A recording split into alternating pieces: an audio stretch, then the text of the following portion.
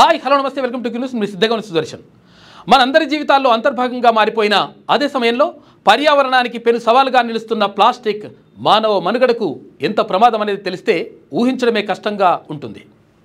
మీరు రోజు వాడుతున్న ప్లాస్టిక్ వస్తువులు ఎలా తయారవుతాయి, ఎన్ని రకాల ప్లాస్టిక్లు ఉన్నాయి, ప్లాస్టిక్ వల్ల మన పర్యావరణానికి ఎలాంటి అనార్థాలు జరుగుతున్నాయి తెలుసుకునే ప్రయత్నం చేద్దాం. Welcome to special story.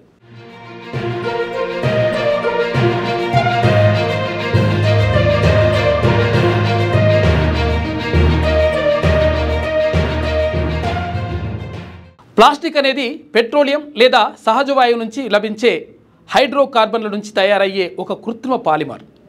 ఈ తయారీ ప్రక్రియ అనేక దశలు కలిగి ఉంటుంది. ప్లాస్టిక్ తయారీకి ప్రధాన ముడి పదార్థాలు ముడి చమురు, సహజ వాయువు. అవి భూగర్భం నుంచి వెలికి తీయబడతాయి. ముడి చమురును రిఫైనరీల్లో శుద్ధి చేస్తారు. ఈ ప్రక్రియలో క్రూడ్ ఆయిల్ వేడి చేయబడి దానిలోని వివిధ భాగాలు వాటి మరిగే స్థానాల ఆధారంగా వేరు చేయబడతాయి. ఈ వేరు చేయబడిన భాగాలలో నాఫ్తా అనేది ప్లాస్టిక్ తయారీకి ముఖ్యమైనది. నాఫ్తాను అధిక ఉష్ణోగ్రతల వద్ద క్రాకింగ్ అనే ప్రక్రియకు గురి చేస్తారు. ఈ ప్రక్రియలో నాఫ్తాలోని పెద్ద హైడ్రోకార్బన్ అణువులు విచ్ఛిన్నమై చిన్న సరళమైన అణువులుగా మారుతాయి. వీటినే మోనోమర్లు అని అంటారు. ఉదాహరణకు నాఫ్తా నుండి ఇథిలిన్, ప్రొఫిలిన్, బ్యూటాడిన్ వంటి మోనోమర్లు ఉత్పత్తి అవుతాయి. ఇది ప్లాస్టిక్ తయారీలో అత్యంత కీలకమైన దశ. ఈ దశలో మోనోమర్ అణువులను ఒకదానితో ఒకటి కలిపి పొడవైన గొలుసుల వంటి పాలిమర్లుగా మారుస్తారు. ఈ ప్రక్రియను పాలిమరైజేషన్ అంటారు. సంకలన ప్రక్రియలో మోనోమర్లు ఒకదానితో ఒకటి నేరుగా కలిసిపోతాయి. చిన్న అణువులు విడుదల కావు. ఉదాహరణకు పాలిథిన్ మరియు పీవీసీ ఈ పద్ధతిలోనే తయారవుతాయి. ఇక కండెన్సేషన్ పాలిమరైజేషన్ ప్రక్రియలో మోనోమర్లు కలిసిపోయినప్పుడు నీరు లేదా ఇతర చిన్న అణువులు విడుదలవుతాయి. ఉదాహరణకు నైలాన్ మరియు పాలిస్టర్కు ఈ పద్ధతిలోనే తయారవుతాయి. పాలిమర్ ఏర్పడిన తర్వాత దానికి రంగు, బలం, స్థిరత్వం మరియు సౌలభ్యాన్ని అందించడానికి వివిధ రకాల సంకలిత పదార్థాలను కలుపుతారు. ఉదాహరణకు ప్లాస్టిసైజర్లు ప్లాస్టిక్ను మరింత మెత్తగా చేస్తాయి. యూవీ స్టెబిలైజర్లు సూర్యరశ్మి నుండి రక్షిస్తాయి. చివరిగా ప్లాస్టిక్ పాలిమర్లను వివిధ పద్ధతుల ద్వారా కావలసిన ఆకృతులకు మారుస్తారు. కరిగిన ప్లాస్టిక్ను ఒక అచ్చులోకి ఇంజెక్ట్ చేసి చల్లబరుస్తారు.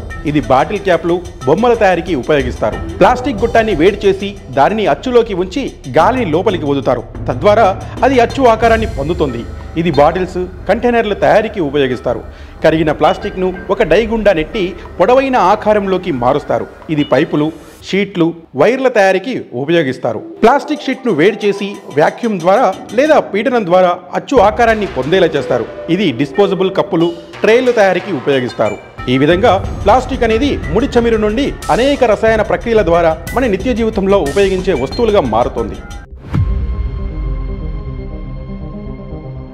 ప్లాస్టిక్ను వాటి రసాయన నిర్మాణం మరియు లక్షణాల ఆధారంగా అనేక రకాలుగా వర్గీకరిస్తారు. రీసైక్లింగ్ కోడ్స్ ద్వారా సాధారణంగా గుర్తించబడే 7 ప్రధాన రకాల ప్లాస్టిక్లు ఉన్నాయి. వీటిని రెసిన్ ఐడెంటిఫికేషన్ కోడ్స్ అని కూడా అంటారు. ప్రతి రకానికి ఒక సంఖ్య మరియు సంక్షిప్త నామం అనేది ఉంటుంది. పాలిథిలిన్ టెరెఫ్థలేట్ తేలికైనది మరియు బలమైనది, అదేవిధంగా పారదర్శకమైనది కూడా. తేమ, నూనెల పట్ల నిరోధకత, water bottles, soft drink bottles, వంట నూనె బాటిల్స్, వేరుశనగ వెన్న డబ్బాలు, పాలిస్టర్ ఫైబర్ ఇది విస్తృతంగా రీసైకిల్ చేయబడుతుంది. హై డెన్సిటీ పాలిథిలిన్ అనేది బలమైనది, మన్నికైనది, రసాయనాలకు నిరోధకత కూడా. పాల డబ్బాలు, shampoo bottles, detergent bottles, plastic కలప వంటివి విస్తృతంగా రీసైకిల్ చేయబడుతోంది. పర్యావరణానికి ప్లాస్టిక్ వల్ల కలిగే పెను సవాళ్లు, అనర్థాలు ప్రపంచాన్ని భయపెడుతుంది. ప్లాస్టిక్ అనేది మన జీవితంలో సులభతరం చేసినప్పటికీ అది పర్యావరణానికి పెద్ద ముప్పుగా పరిణమించింది. ప్లాస్టిక్ వందల నుంచి వేల సంవత్సరాల వరకు భూమిలో కుళ్ళిపోదు. ప్లాస్టిక్ బ్యాగులు, సీసాలు, ఇతర వస్తువులు భూమిలో పేరుకుపోయి నేలను నిస్సారం చేస్తాయి. భారీ మొత్తంలో ప్లాస్టిక్ వ్యర్థాలు డంపిల్స్లో పేరుకుపోయి పెద్ద పెద్ద ప్లాస్టిక్ పర్వతాలను సృష్టిస్తాయి. ఇది భూమిని ఆక్రమించడమే కాకుండా భూగర్భ జలాలను కలుషితం చేస్తుంది. పెద్ద ప్లాస్టిక్ ముక్కలు కాలక్రమేణా చిన్న చిన్న సూక్ష్మ ప్లాస్టిక్ ముక్కలుగా విచ్ఛిన్నమవుతాయి. ఈ సూక్ష్మ ప్లాస్టిక్లు నేలలోకి, నీటిలోకి ప్రవేశించి పంటలు, జంతువుల ద్వారా ఆహార గొలుసులోకి ప్రవేశిస్తాయి. నదులు, కాలువల ద్వారా ప్లాస్టిక్ వ్యర్థాలు సముద్రాలకు చేరి భారీ ప్లాస్టిక్ దీవులను ఏర్పరుస్తాయి. ఉదాహరణకు గ్రేట్ పసిఫిక్ గార్బేజ్ ప్యాచ్. సముద్ర జీవులు ప్లాస్టిక్ను ఆహారంగా పొరబడి తింటాయి. లేదా అందులో చిక్కుకొని పోతాయి. ప్లాస్టిక్ వాటి జీర్ణ వ్యవస్థను మూసివేసి ఆకలితో మరణానికి కారణమవుతుంది.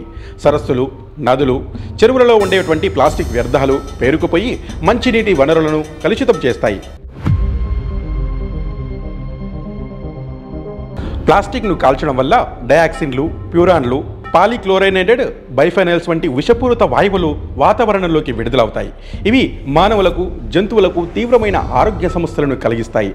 అంటే శ్వాసకోశ వ్యాధులు, క్యాన్సర్ వంటివి. ప్లాస్టిక్ తయారీ ప్రక్రియలో కూడా వాతావరణంలోకి కార్బన్ డయాక్సైడ్ మరియు ఇతర గ్రీన్ హౌస్ వాయువులు విడుదలవుతాయి. ఇవి వాతావరణ మార్పులకు కూడా కారణమవుతాయి.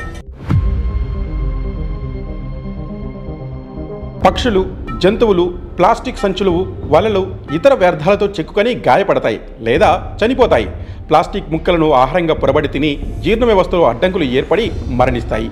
ముఖ్యంగా పక్షులు, చేపలు, సముద్ర తాబేళ్లు ఈ సమస్యను ఎదుర్కొంటాయి. ప్లాస్టిక్ నేలలోకి చేరడం వల్ల నేల యొక్క పారగమ్యత తగ్గిపోతుంది. అంటే నీరు, గాలి నేలలోకి చొచ్చుకుపోయే సామర్థ్యం తగ్గుతోంది. ఇది నేల ఆరోగ్యాన్ని దెబ్బతీసి మొక్కల పెరుగుదలను నిరోధిస్తుంది. సూక్ష్మ ప్లాస్టిక్లు నేలలోని సూక్ష్మజీవుల కార్యకలాపాలను ప్రభావితం చేసి నేలను సారవంతాన్ని తగ్గిస్తాయి. ప్లాస్టిక్లోని బిస్ఫినాల్ ఏ, థాలిట్లు వంటి రసాయనాలు ఆహారం, నీటి ద్వారా శరీరంలోకి ప్రవేశించవచ్చు. ఇవి హార్మోన్ల సమతుల్యను దెబ్బతీసి పునరుత్పత్తి సమస్యలు, క్యాన్సర్, నాడీ సంబంధిత రుగ్మతల వంటి వాటికి కారణమవుతాయి. సూక్ష్మ ప్లాస్టిక్లు మనం తినే ఆహారంలో, తాగే నీటిలో, పీల్చే గాలిలో కూడా ఉన్నట్లు అధ్యయనాలు సూచిస్తున్నాయి. వీటి దీర్ఘకాలిక ప్రభావాలు కూడా చాలానే ఉన్నాయి. ఇవి ప్లాస్టిక్ వ్యర్థాలు మురుగునీటి పారుదల వ్యవస్థలను అడ్డుకుని వరదలకు కూడా కారణమవుతున్నాయి. ముఖ్యంగా వర్షాకాలంలో నగరంలో ఈ సమస్య తీవ్రంగా ఉంటుంది. ఈ అనర్థాలను చూస్తుంటే ప్లాస్టిక్ మన పర్యావరణానికి ఎంత పెద్ద ముప్పు అనేది స్పష్టంగా అర్థమవుతుంది. ప్లాస్టిక్ వాడకాన్ని తగ్గించడం, పునర్వినియోగం చేయడం, సరిగ్గా రీసైక్లింగ్ చేయడం మరియు ప్లాస్టిక్కు ప్రత్యామ్నాయాలను వెతకడం మనందరి బాధ్యత. సింగిల్ యూజ్ ప్లాస్టిక్ను వీలైనంత వరకు తగ్గించడం ద్వారా మనం పర్యావరణ ముప్పును ఎదుర్కోవడంలో గణనీయమైన మార్పు తీసుకురాగలం. రేపటి తరాలకు మంచి పర్యావరణాన్ని అందించాల్సిన బాధ్యత మనందరిపై ఉంది. ఇది ఇవాల్టి స్పెషల్ స్టోరీ. చూస్తూనే ఉండండి క్యూ న్యూస్. మీ సిద్ధగోని సుదర్శన్. లేటెస్ట్ న్యూస్ తెలుగు మరియు ఇంగ్లీష్ అప్డేట్స్ కోసం ఇప్పుడే క్యూ న్యూస్ అఫీషియల్ యాప్ని ప్లే స్టోర్ నుండి డౌన్లోడ్ చేసుకోండి. సరికొత్త సమాచారాల కోసం క్యూ న్యూస్ వెబ్సైట్ని ఫాలో అవ్వండి. ఛానల్లో ప్రాంతీయ, జాతీయ, అంతర్జాతీయ వార్తలు వీక్షించండి. లైక్ చేయండి.